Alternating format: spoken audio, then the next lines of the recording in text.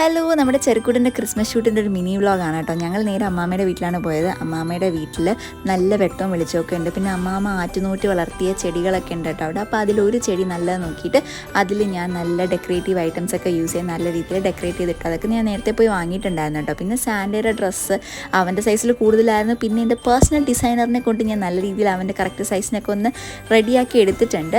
ആൾ നല്ല ഹാപ്പി ആയിരുന്നു. പിന്നെ അവൻ്റെ സ്വഭാവമൊക്കെ മാറി. എന്നാലും നമുക്ക് നല്ല കിടിലൻ ഫോട്ടോസൊക്കെ കിട്ടിയിട്ടുണ്ട്.